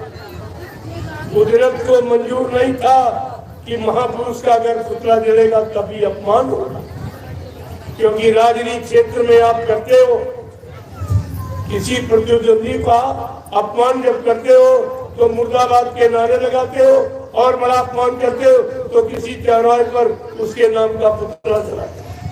तुमने गुरु का दोनों तरफ से अपना अपमान किया और मुर्दा भी कहा और मथुरा में पुतला भी जलाया। आपने कौन सा किया? ये गुरु का अपमान है और अपमान है। तुम सब लोग साझीदार हो, सब सहयोगी रहे। ये सजा पाने के सब अधिकारी हो, आपको तो सोचना चाहिए। जब ये कहा गया कि जरा इसकी राख का टेस्ट करा, जब राख को टेस्ट कराया गया तो डॉक्टर ने कहा एक तो चंदन की लकड़ी की राख, ये शरीर आदमी के शरीर की राख, फट से 4-6 करोड़ रुपए भर, तो भी बात वही बनी। अब गुरु की सच्चाई छिपाने में तुम्हारी सारी सेवाएं जा, और ये छिपने वाला है। सत्य न कभी छिपता है और न सत्य कभी पराजित होता है। ये दोनों तो सामने आके खड़ा हो गया और तुम जानते, तो ये सब तुम्हारे लिए किया गया और आपको दिखाया कुछ, और फिर भी आपने विश्वास किया। अरे भाई, जब संसार में कोई आदमी बनता सांसारिक, तब 13वीं की जाती बालगुण भाई। क्या महात्मा के शरीर छोड़ने पर कभी जलाया जाता, कभी तेरहवीं की जाती, कभी बाल मुड़वाए जाते। नहीं। और तुमने ये सब किया। उन 5 लोगों ने कुछ नहीं किया, न बाल मुड़वाए न तेरहवीं बनाई। तुम्हारे सबके द्वारा 13वीं मनवा के बाल मुड़ गए, ये तुमने सिद्ध किया। अपराध तुम्हारे पर लगा, सजा तुमको भोगनी पड़ी। ये सब आप लोगों ने किया और अभी तुम्हारी समझ में नहीं आ रहा। अभी जुटे बड़े क्योंकि अब तो इनके सामने मजबूरी है, करेंगे नहीं तो फिर यही लोग इनको परेशान करते। अब तो मजबूरी इनके साथ, अब तो ये थक गए। बाबा जी ने क्या कहा था, आगे भविष्य में ऐसी नाजुक स्थिति बना के खड़ी कर दूंगा, फिर बच्चा ऐसा गेम फंसा दूंगा वो टूट जाएगा और इसको हिंदुस्तान में कोई निकाल नहीं पाएगा। फिर इस गेम में बड़े बड़े मगरमच्छ बच जाएंगे। अब प्रेमियों इसमें सब यही मगरमच्छ अध्यक्ष मंत्री, ये मगरमच्छ, ये संगत का धन खाने वाले। बाबा जी ने क्या कहा था, सत्संगी के कमाई के 9 अंगुल दांत और भजन करे तो उबरे, नहीं तो खाना यार। तो प्रेमियों का धन मत खाना, ये तुम्हारे लिए जहर है, वो मेरे नाम का, वो मेरा माना तुम हजम नहीं कर सकते। कोई न कोई बीमारी, कोई न कोई परेशानी खड़ी हो जाएगी और तुम्हारा पास से लेकर भी निकल जाएगी। लेकिन समझ में नहीं आ रहा, स्वार्थ में इतने अंधे हो गए। सत्संगियों का धन खाते खाते ये इतने, इनका पाप का घड़ा इतना भर गया कि इनकी अच्छी सच्ची बात समझ में नहीं आती। क्यों? विनाशकार्य विपरीत बुद्धि, जब इनका विनाश होने को होता उनकी बुद्धि विपरीत दिशा में कार्य करती। कितनी अच्छी बात आप कहो, इनकी समझ में नहीं, क्योंकि इनके पाप का स्वार्थ का घड़ा भर गया। अब ये फूटने वाला, जब घड़ा फूटने का समय होता है तब कहते हैं, जब जैसी हो तप्यता तब तैसी मति होए, कान रेत की लेख को बेच सके नहीं कोई नहीं। एक बात आपसे पूछूंगा कि देश का राजा प्रधानमंत्री होता, क्या प्रधानमंत्री की गद्दी पर प्रधानमंत्री का ड्राइवर बैठ सकता? नहीं। जोर से बोलिए आप। क्या प्रधानमंत्री की गद्दी पर प्रधानमंत्री का ड्राइवर बैठ सकता? नहीं। बैठने दिया जाएगा? नहीं। अगर बैठ जाएगा गद्दी की मर्यादा रहेगी या चली जाएगी? और आपने क्या किया, सम्राट गुरु की गद्दी पर ड्राइवर, वो भी शराबी, न शाकाहारी है, न नामदानी है, न गुरु का शिष्य है, न वज्रानंदी है, न संस्था का मेंबर, न कभी 2 पैसे सेवा दिया, न एक जरिया मिट्टी डाली। वो मालिक बन गया, तुम क्या रहे? तुम क्या? और तुम सबको बर्खास्त कर तुम लगाओ कुछ नहीं, ये मसला की गलती मेरी। बाबा जी ने हमको वसीयत कर दी और उत्तराधिकारी बना दिया, वो तो साफ मेरा तुम सब बेकार। और फिर भी ये चोला पुजरे को, इनको ये भी नहीं, इनके बुद्धि अब ये कर क्या रहे, इसने तुमको निगलेक्ट कर दिया, एकदम बर्खास्त कर। कुछ हटो, ये संस्था की मालिक, इसको ये नहीं पता है, अरे तू ड्राइवर है, ड्राइवर संस्था का व्यक्ति होता ही नहीं, ड्राइवर प्राइवेट नौकर होता, तनख्वाह लेता हर महीने, और ये आज भी तनख्वाह लेता ड्राइवरी। अगर ये ड्राइवर अपने को न माने, न तनख्वाह ले, जो बाबा जी की सुरक्षा के लिए इसको रिवॉल्वर इशू किया गया था, वो लाइसेंस जब्त हो जाएगा, वो लाइसेंस नहीं कर, वो आज भी जावे तुमको उत्तर दिखाई, यही सब चिल्ला के लिए उत्तराधिकारी। अरे आपने ये नहीं सोचा कि बाबा जी ने ट्रस्ट बनाया है, मथुरा जेल हो, यानी मतलब ट्रस्ट मथुरा तैयार किया है, उसके अध्यक्ष बाबा जी और कहा बच्चा आजीवन मैं इसका अध्यक्ष रहूंगा, कोई नहीं करे। फिर आप कैसे भ्रमित हो गए। और देखिए बड़ी बात ये कि जब अध्यक्ष किसी संस्था ट्रस्ट का खत्म हो जाता है तो संस्था भंग कर दी, दोबारा चुनाव किया। ये जो नियम बता रहा और यानी कह रहे अध्यक्ष मर गए बाबा और न संस्था भंग की गई न दोबारा चुनाव किया गया। उस समय के शासन प्रशासन ने अपना नाते रिश्तेदार समझकर इस ड्राइवर को जबरदस्ती गुरु की गति पर बैठा। ये जातवाद, ये नाते रिश्तेदारी, जबकि बाबा जी के ट्रस्ट के मेंबर 45 करोड़, ये सब रिश्तेदार सब उसके लेनदार है, ये सब उसके जिम्मेवार है। और इनको कुछ जो मेंबर भी नहीं और कुछ नहीं वो अधिकारी बन गए। ये क्या? मैंने कहा ये राज को छिपने नहीं दूंगा, ये मैं छिपने नहीं। कहते मुझे बहुत मुसीबत आज भी देखी कि सत्संग सुनाने पर पाबंदी कि गुरु के वचन मत बताना, अच्छी सच्ची बात मत कहना, लोगों को शाकाहारी सदाचारी ब्रह्मचारी बनने की बात मत करना। क्या ये कम दोषी जो इस पर और उतना उत्पन्न कर रहे बाधा डाल रहे, ये सब बुरेगा। आगे आने वाले समय में भविष्य में ये सब इसके सजा के भागीदार। एक तो अच्छी सच्ची बात कोई कहने वाला नहीं और जो कहने जा रहा उसको कहने नहीं दिया जा रहा। कहते परमिशन लो, यानी अच्छी बात कहने के परमिशन और झूठ वादा और झूठ खिलाफी और झूठ संदेश देने वाले पर कोई पाबंदी। अरे भाई ये कलयुग कब तक रखो। आखिर तरफ तो ये जा रहा है, कलयुग जा रहा, सतयुग आ रहा। बाबा जी ने कहा मैं कलयुग को भगाऊंगा और सतयुग को लाऊंगा और सबको न्याय सुरक्षा रोजी रोटी की व्यवस्था बना के दूंगा, सबको शाकाहारी बनाऊंगा, सबकी जीवात्मा को जगाऊंगा, परमात्मा से मिलाऊंगा। अगर ये काम करके न दिखा दूं तो इस बाबा को बाबा मत कहना। प्रेमियों कितनी बड़ी सच्चाई, आपने अपने गुरु की सच्चाई भी पानी में डाल दी। तुम्हारे पास कुछ है ही नहीं गुरु के बारे में। और कैसे आपको मिल भी गए इन्होंने गुरु के लिए मर के चले, यानी काम ही खत्म हो।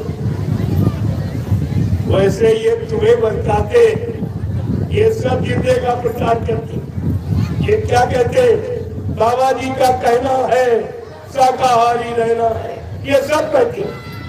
प्रेमियों क्या तुम पढ़े लिखे नहीं? क्या बात बड़ा व्याकरण ग्रामर आपको नहीं? ये है शब्द वर्तमान जिंदा मौजूदे का। अगर ये कह रहे बाबा जी मर गए तो इनको ये कहना चाहिए कि बाबा जी का कहना था शाकाहारी रहना है, मान लिया जाए। लेकिन ये कोई नहीं कह रहा, सब कह रहे बाबा जी का कहना है शाकाहारी रहना। ये सब जिंदे का प्रचार करते हैं, केवल तुमको गुमराह करते। आपको कहना चाहिए उनसे, जब तुम ये कह रहे हो बाबा जी चले गए तो तुम्हें तो ये प्रचार करना चाहिए, फिर ये क्यों कह रहे हो? अभी आपको सब जानकारी मिल जाए कि झूठ क्या है सब। तो इसलिए हमें को थोड़ा समय बोलने का दिया। कहने देखो पहले तो दे ही नहीं रहे, कहने नहीं क्या समझो, इनकी मानवता इंसानियत देखिए। कहते यहाँ से भगो, जब कोई दरवाजे आता है तब कोई जान पहचान कर जान, अगर दुश्मन तक दरवाजे आता क्या लिखा, घर आया माँ जाया बराबर होता। दरवाजे पर दुश्मन आ जाए उसको भी भगाया नहीं जाता, उसको नाश्ता पानी और भोजन कराया जाता। ये 75 किलोमीटर ये चल के आए हैं 2000 प्रेमी, 2000, इसमें 50 कन्याएं हैं। इनको कन्याओं का भी होश नहीं है कि कन्या देवी होती, उसकी पूजा की जाती। ये कर्मचारी क्या कह रहे हैं? कल मैंने कहा ये मानवता है तुम्हारी, ये दानवता का पाठ जो अदा करते हो इसकी सजा भोगनी पड़ेगी, तुम्हारे भी बाल बच्चे होंगे, तुमको भी ये सब देखना पड़ेगा। अब इनको ये नहीं मालूम है ये 2000 प्रेमी अगर कहीं बिगड़ जाए तो क्या कर लोगे? कितना तुम्हारे पास फोर्स है, क्या कर लोगे? अगर ये सब तुम्हारे थाने चौकी और कोतवाली में खुल जाए तो क्या कर सकते हो? लेकिन मैं ऐसा काम कराता नहीं हूँ। मैं वो आदमी हूँ कि 10 किलोमीटर तक आदमी में आदमी भिड़ा के बैठा दूंगा। मेरे पास इतना बड़ा जनमत है, लेकिन मैं अच्छे से अच्छे काम करने के लिए निकला हूँ। तुम ज्यादा बाधाएं मत डालो, हमें मजबूर मत करो। ये बार बार मैं अभी प्रार्थना के रूप में कह रहा हूँ, नहीं ये बाबा बवाल बन जाएगा, सब समझ में आ जाएगा क्या। हमको अच्छा सच्चा काम समाज हित का, देश हित का, धर्म हित का, न्याय हित का, सबके प्रेम प्यार मोहब्बत का कर लेने। तुम्हारे बस की बात नहीं, अलग खड़े हो जाओ। तुम्हारी हमको जरूरत नहीं है। मेरे पास सारी सुरक्षा बल है, मेरे वॉलेंटियर एकदम सख्त, तो सारी व्यवस्था स्वयं करते। हमको तुम्हारी जरूरत ही नहीं, तुम्हारी आवश्यकता हमको नहीं। लेकिन फिर भी मैं मानवता के दृष्टिकोण से इनका सम्मान करता हूँ, इनसे परमिशन लेता हूँ। मैं अभी सब क्या अरे भाई अच्छी सच्ची बात, मैं रोड पर कहने निकला हूँ, क्या रोड का भी परमिशन? क्या मैं रोड टैक्स नहीं देता हूँ? लेकिन बड़ा अफसोस ये है कि धार्मिक देश और धार्मिक सत्ता और धर्म की अच्छी नेक भली बात कहे बताने के लिए परमिशन लेना पड़ता है। और छोटे के कोई परमिशन नहीं, शराब पीने वाला कोई परमिशन नहीं, लेकिन व्यभिचार करने वाला, घूस रिश्वत लेने देने वाला कोई परमिशन नहीं। ये अच्छी बात कहने के लिए परमिशन इनको समझ ही नहीं आता। ये तो भगवान को भी नहीं करते, जो सब देख रहा। इसलिए प्रेमियों, अब जो समय मिला है उससे अंतर्गत मैं बड़ी बारी को मिला, ताकि इनको ये ना हो कि हम शासन ही था। हमें कहना होगा, आपको सुना होगा तो आगे चलिए शाहजहांपुर में सुनो, या मैं विचारण आप चले आइए। जब इन्होंने मथुरा आश्रम एकदम गंदा कर दिया, शराब का अड्डा बना दिया, जो सुरक्षा के लिए जो ये कर्मचारी अधिकारी लगते हैं उनको अंडा खिलाना, शराब पिलाना, मुर्गा मीट खिलाना, ये मथुरा आश्रम करो। जब इन्होंने गंदा कर दिया और प्रेमियों को भगा देती, अगर कोई कह दे गुरु महाराज जिंदा तो भक्त लगा दे। जिंदा सुनना इतना खराब इनको लगता। मैंने पूछा, अरे भाई जिंदा कहना अच्छा कि मुर्दा कहना? ये भी नहीं समझ पाए। अगर गुरु को जिंदा कहा जा रहा तो तुम्हें खुशी होनी चाहिए कि कभी न कभी दर्शन होगा, कभी न कभी मिलेंगे, लेकिन ये नहीं है। ये बहुत खराब लग रहा है। अब आप समझ लीजिए, जब ये गुरु को जिंदा सुन नहीं सकते, क्या कभी दर्शन कर सकेंगे? अरे ये देखो, ये क्या कर सकेंगे? इसलिए प्रेमियों, जो कौम कोई नहीं करा, हिंदुस्तान में पहले भी किसी ने नहीं किया और आज भी कोई नहीं कर रहा और आगे में कोई कर सकेगा। ये प्रसाद वितरण पूरे हिंदुस्तान में प्रसाद बांटना, इसलिए आपकी बीमारी, आपत्ति, मुसीबत से बचने के ये दवा किसी के पास नहीं, और जिसका कोई पैसा, कोई मूल्य नहीं। ये दरबार है, यहाँ से सब मुखत ही आपको मिले। जब मैं अपना खाना लेके आया भंडारे, अपनी व्यवस्था लेके आए, तो भी परमिशन किस बात का? तुम्हारी क्या मदद करोगे? अब मदद के जगह कहते भगो भगो यहाँ से भगो, ये मदद है। इनको दिखा दिया क्या तुम्हारी रह गई? अब कहा तुम हो रहा क्या रह गई तुम्हारी? क्या इज्जत रह गई ये बताओ? अरे धर्म की विजय होगी, सत्य की विजय होगी, और किसी तरह से अब कैसे भी हो और आपके सामने हो रहा है। इनकी क्या रह गई? ये मुंह दिखाने का भी है। मैंने कल ही कह दिया था कि अच्छे सत्य काम में व्यक्ति को सहयोग करना चाहिए। पहली बात तो करना चाहिए। काम दो ही तरीकों से होता, या तो स्वयं सक्षम हो व्यक्ति खुद कर ले, या जो कर रहा हो उसको सहयोग करे। तीसरा कोई तरीका नहीं। लेकिन इनके पास ये सब भ्रष्टता में जी रहे, इनका जीवन ही भ्रष्टता में है। ये घूस रिश्वत में जीने वाले हैं। ये सोचते थे इनको तंग करेंगे, भगेंगे, कुछ पैसा दे देंगे। अरे निंदा देना तो दूर रहा, तुम ले लो, मैं ये भी बंद करा दूंगा।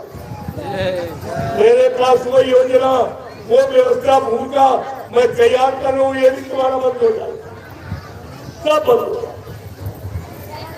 कोई है संत राज भारत में, आप बचाए बचिए है ना।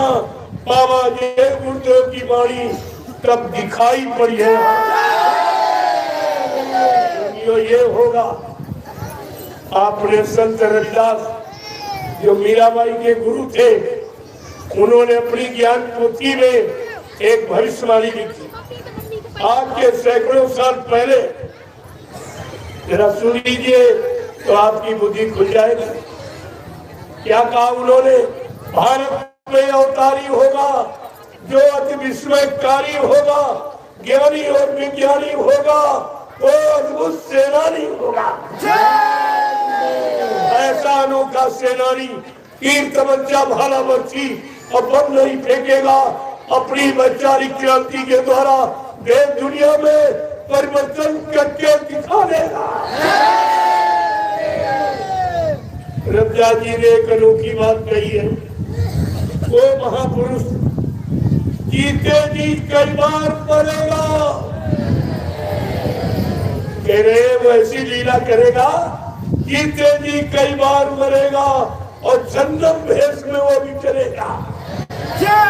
एक बताने के लिए होगा एक आवाहन, युग परिवर्तन के लिए चले प्रबल तूफान, तीनों ओर से होगा हमला, देश के अंदर कोई घपला, सभी तरफ कोहराम मचेगा, कैसे हिंदुस्तान बचेगा।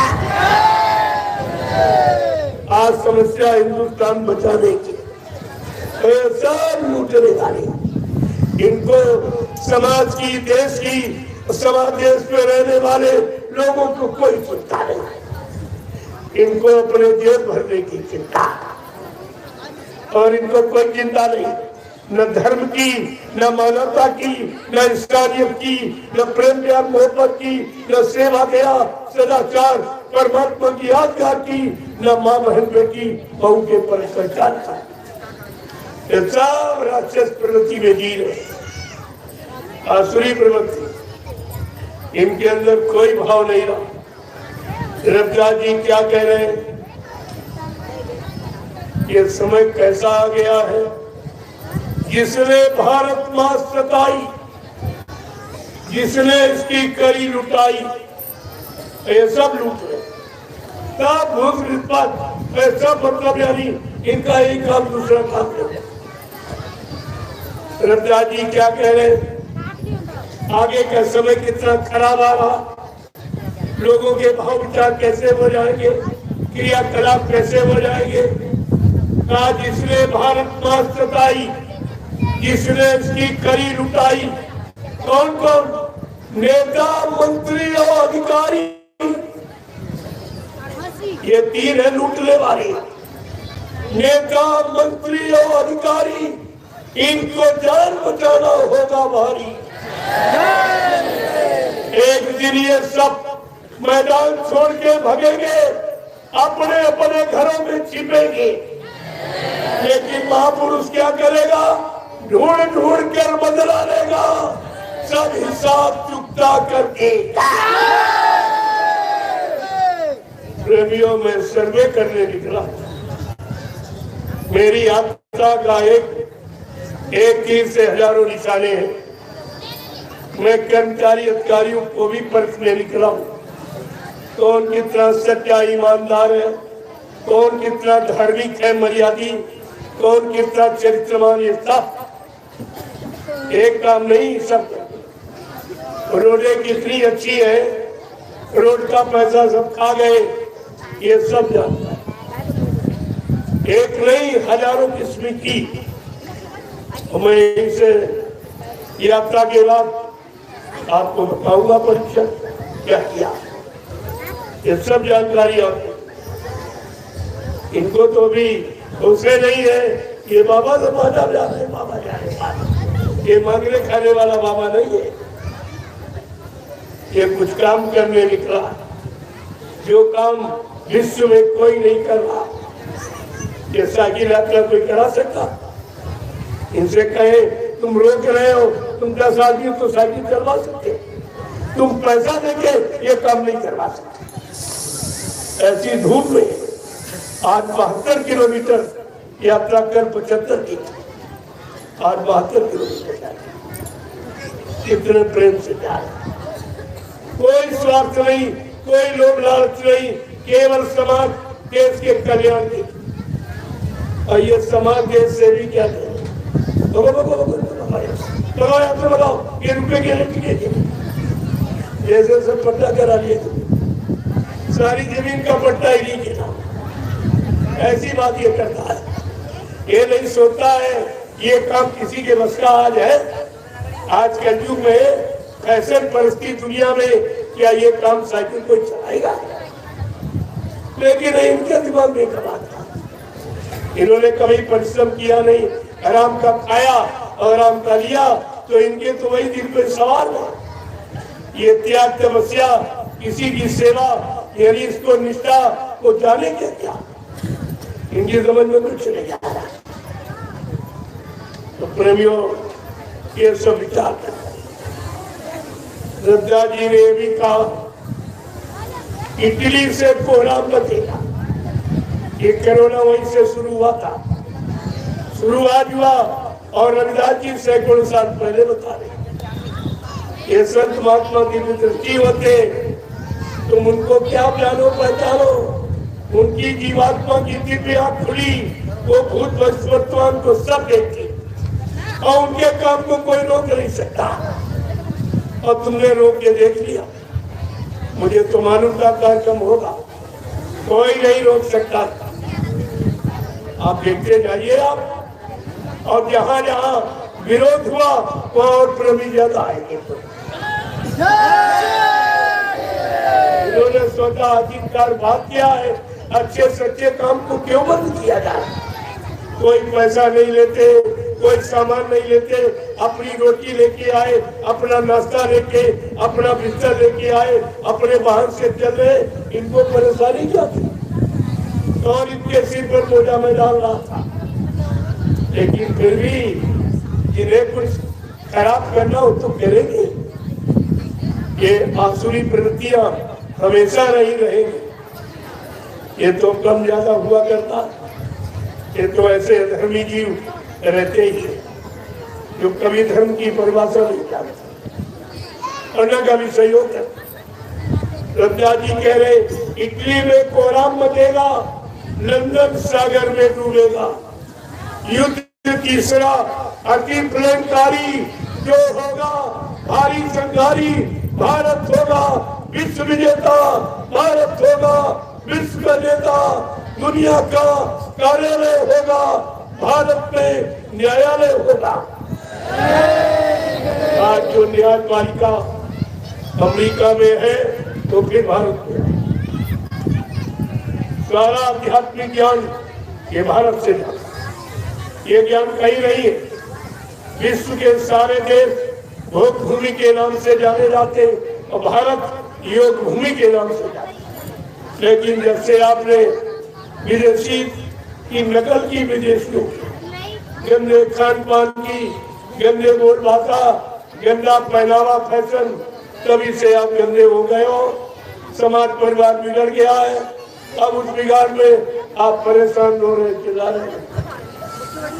लेकिन भारतीय संस्कृति क्या कहती, ऋषि मुनि साधु संत महात्मा क्या कहते, वो तो सुनते ही नहीं। उनकी बात तो उनकी समझ में नहीं आती, ये क्या कहते।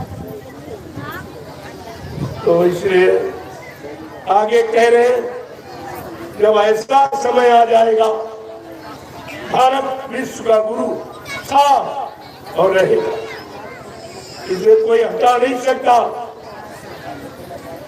इसीलिए बाबा जी ने ऐलान किया, विश्व गुरु हो भारत के। और कहते हैं जब ऐसा माहौल आएगा तब सतयुग दर्शन आएगा, संत राज सुख बरसाएगा, सहस्र वर्ष लग सतयुग लागे और विश्व गुरु बन भारत जागे। ये समय क्या है।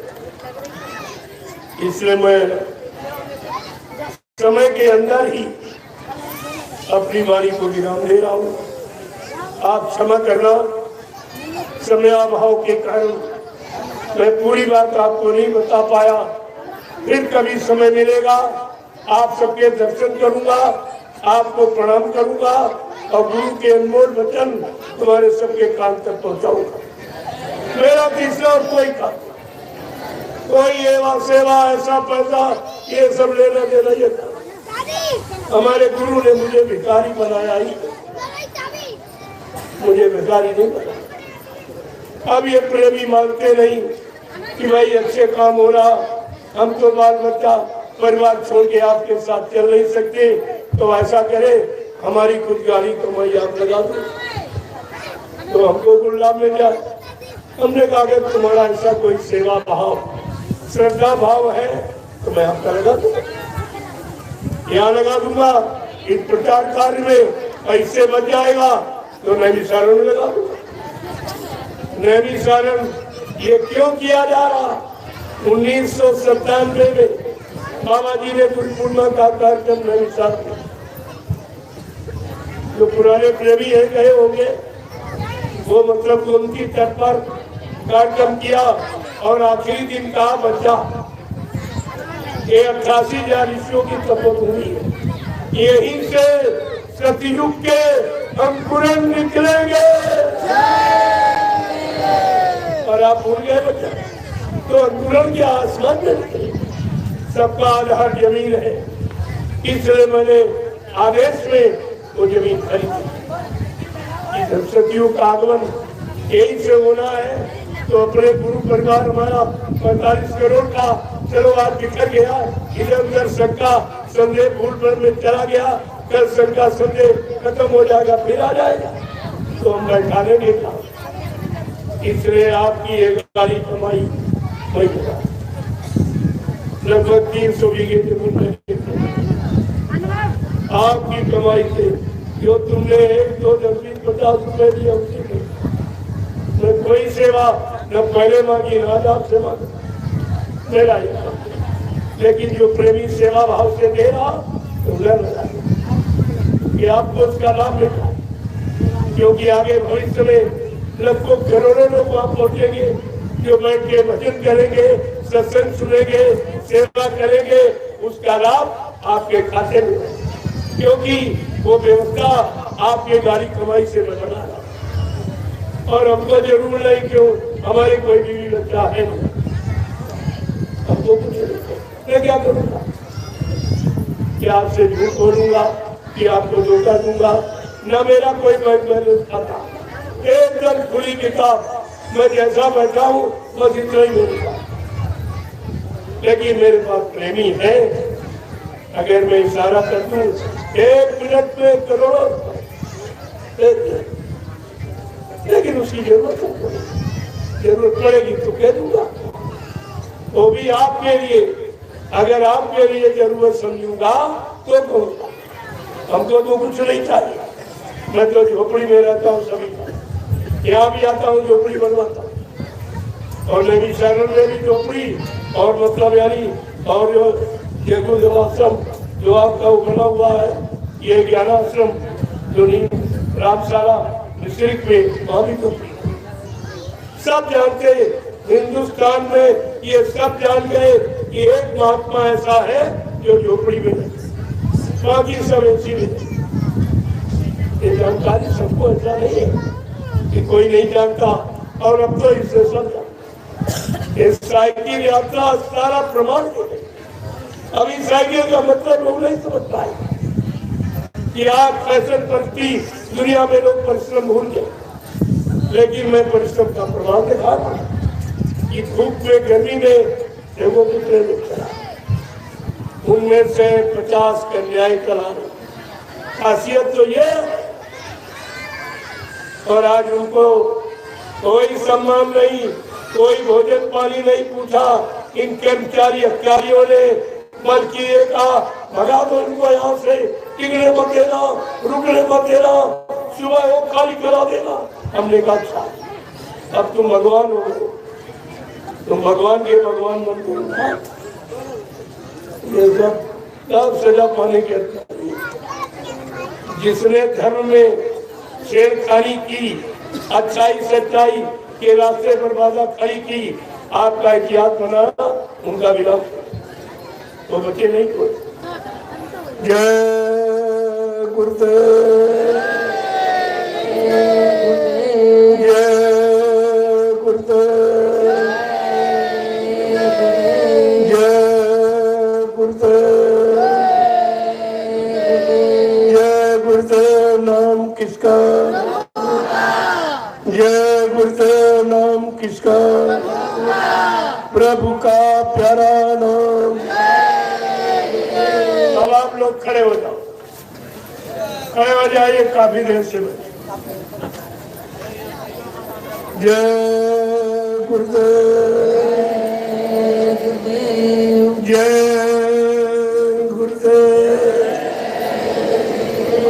जोर से बोलो,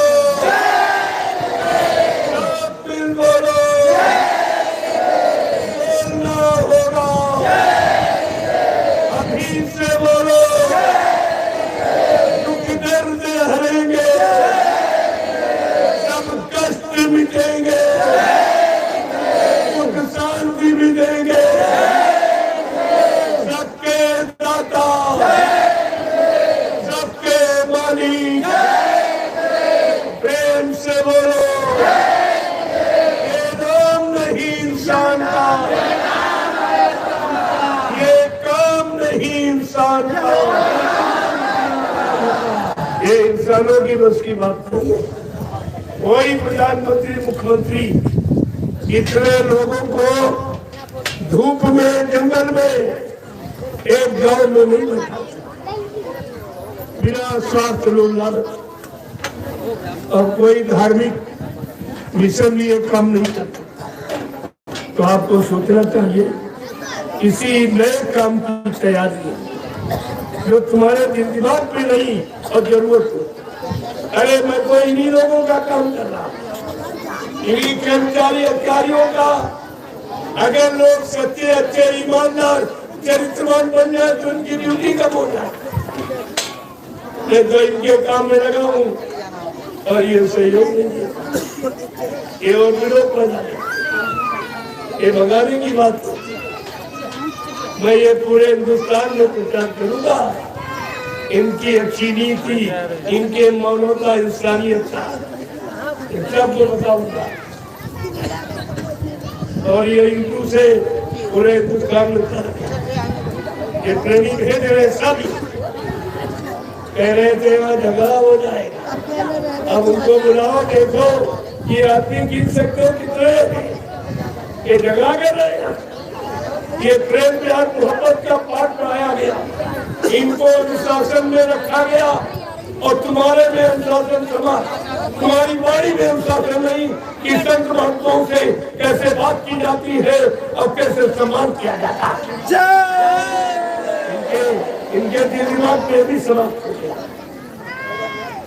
तो देख लीजिए आप, इतने आदमी कोई इकट्ठा कर सकता। अगर दूसरी पार्टी की होता तो झगड़ा होता, लेकिन ये देखिए, मैं पूरे हिंदुस्तान में अनुशासन किसे कहते ये सिखा दिखा दे रहा हूँ आपको।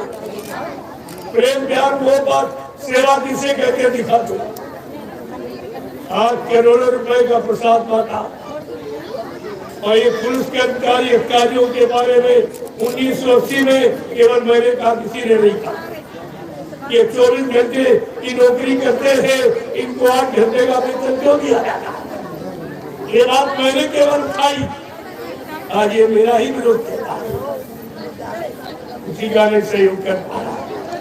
पहली बात तो इसके पक्ष में कोई कहने वाला है ही नहीं। 24 घंटे नहीं देता, रोड पर खड़ा हो जाता, ऐसे शुरू देता रहता तो मंदिर घर से निकल जाता।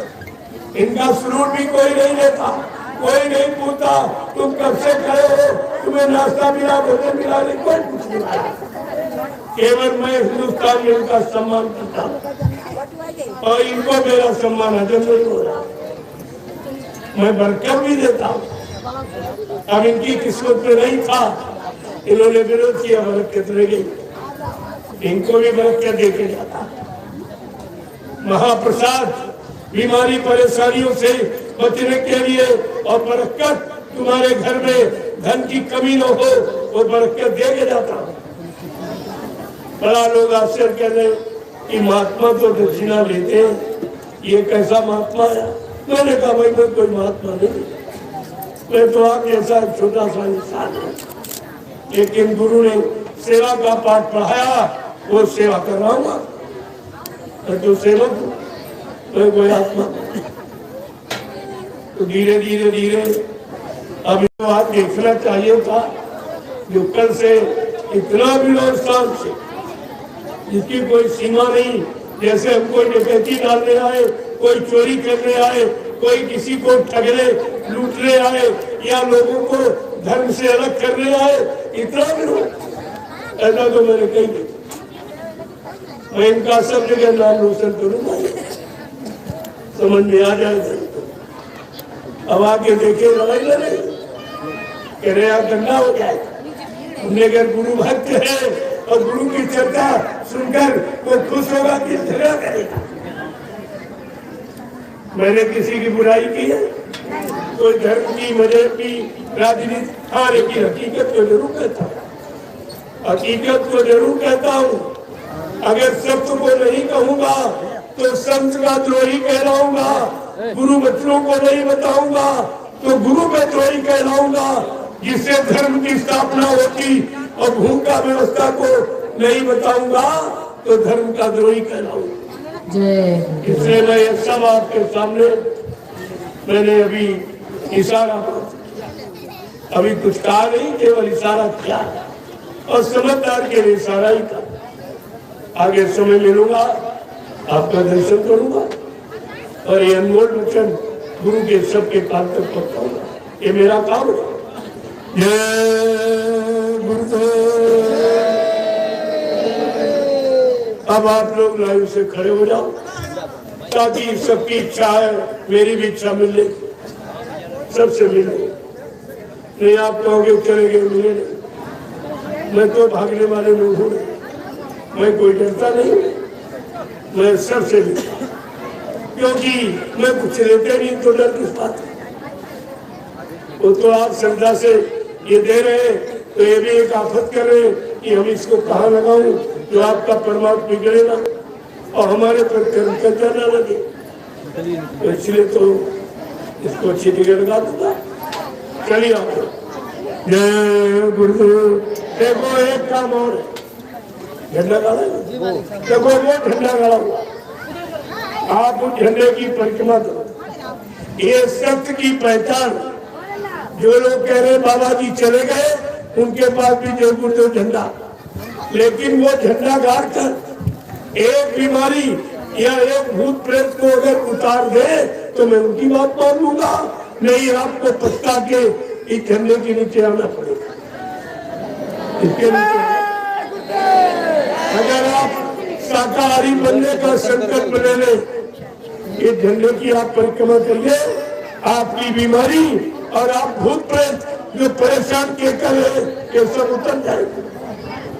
ये झंडा है सत्य का प्रतीक।